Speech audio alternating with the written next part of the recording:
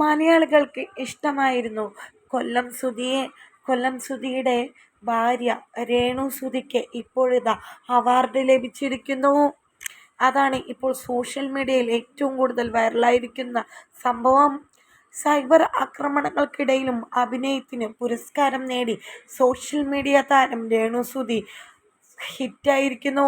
Gurupriya short films fest 2025 രേണുവിന് award ലഭിച്ചിരിക്കുന്നത്.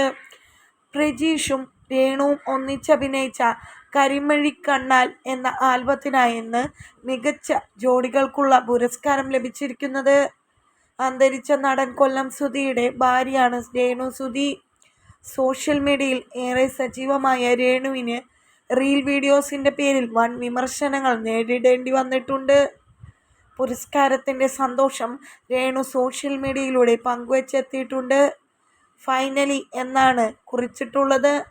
നിരവധി ആളുകളും പ്രതീഷിനും രേണുവിനും ആശംസകളുമായി എത്തിയിട്ടുണ്ട്.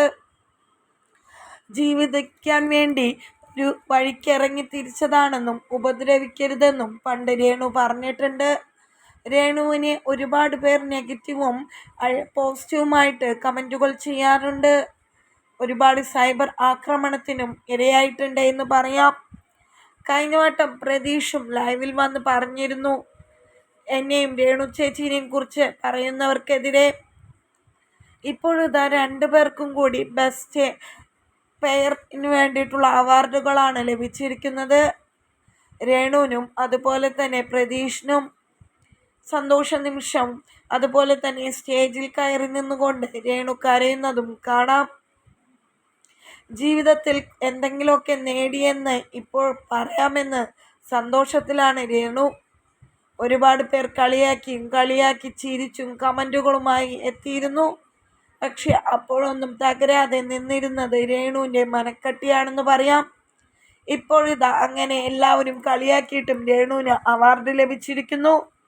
പെട്ടെന്ന് കിട്ടിയ ഒരു അവാർഡ് തന്നെ എന്ന് പറയാം. രേണു എല്ലാവരോടും നന്ദി പറഞ്ഞുകൊണ്ട് എത്തിയിട്ടുണ്ട്. സൈബർ ബുള്ളിങ് ഏറ്റവും കൂടുതൽ നേരിട്ട ഒരു ആളാണെന്ന് തന്നെ പറയാം. ഇഷ്ടം പോലെ വീഡിയോസുകളുമായി ഇപ്പോൾ രേണു വളരെയധികം സജീവമാണ് സോഷ്യൽ മീഡിയയിൽ.